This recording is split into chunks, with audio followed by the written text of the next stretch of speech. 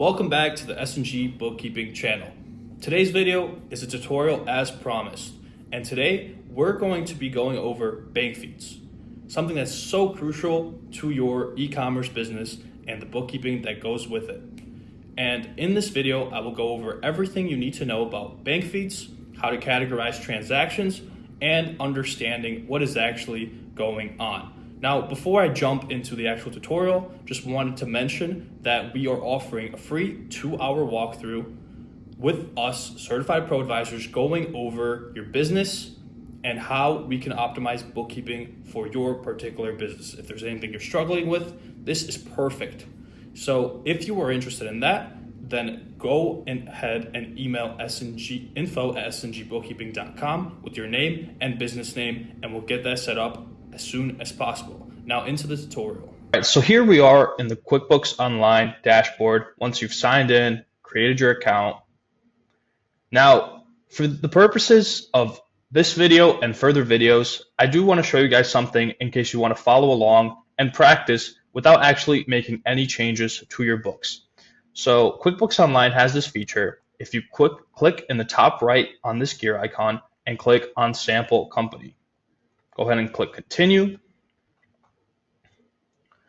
and you wait for it to load. There we go.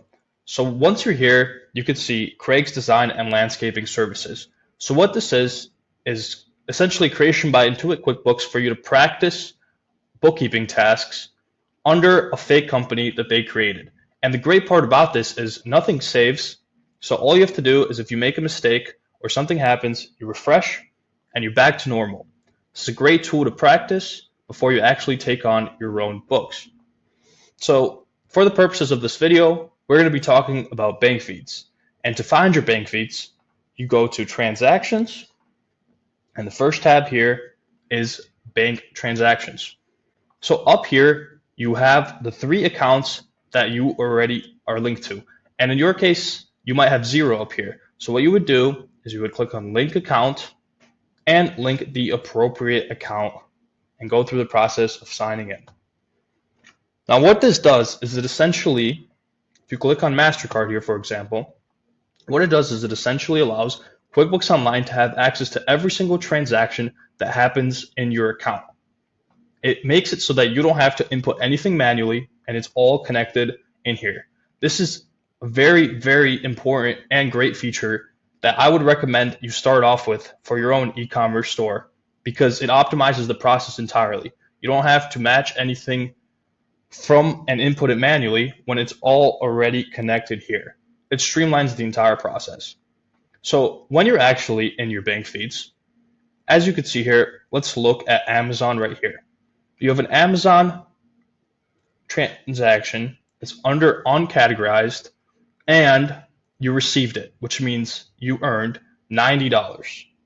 So what you would do is you would click on it, and then here you change the account. It's uncategorized. We want every transaction to be categorized so that it pops up under the appropriate account under your financial statements. So here, the only thing we have to really fill out is anything with an asterisk. So here, you would go in.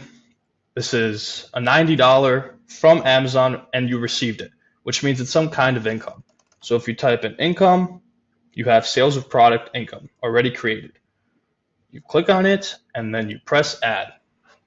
Now what this does is it automatically categorizes the transaction. So if you go into categorized, here you can see it. Now you have 6 more under review.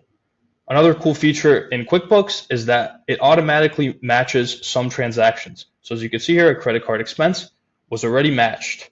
And the way it sees all this is through the bank detail. Here you can see Bob's Burger Joint.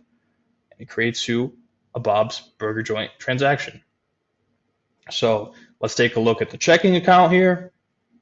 Here we could see, let's look at an expense. So here you spent $1,200 for a rental. You click on it, you could look at the bank detail, A1 rental, backhoe rental. So again, you go into account, this is a rental and it's an expense. So you could put it under, let's see, equipment rental, and it's an expense. So you would click on it, and then the same thing you would add. Here again, it shows up under categorized. And the great thing about QuickBooks is it's smart and it learns as you go. So as you can see here, once you've categorized one transaction under rental, it automatically fills out the rest. As you can see here, this changed and it wasn't here before. So now it's automatically categorized to the same one as your previous one. So let's just click on a random one because I do want to show you guys how to create, let's see here.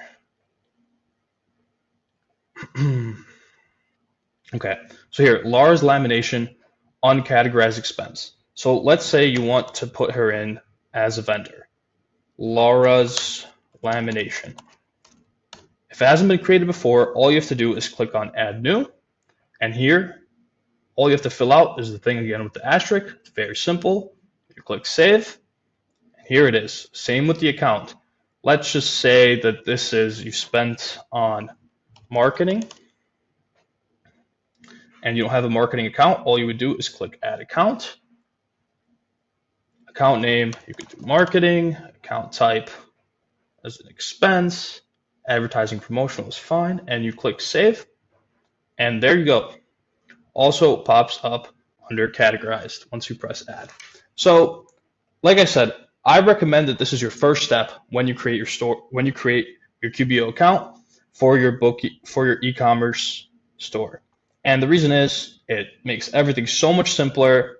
It simplifies your processes, and it's basically a no-brainer. You have to do this for your business. And there's a tutorial. I hope that it helped you guys as much as I think it will, because like I keep saying, I think it's so crucial towards your business. It will help optimize and streamline everything, and I really urge you to set this up as quick as possible.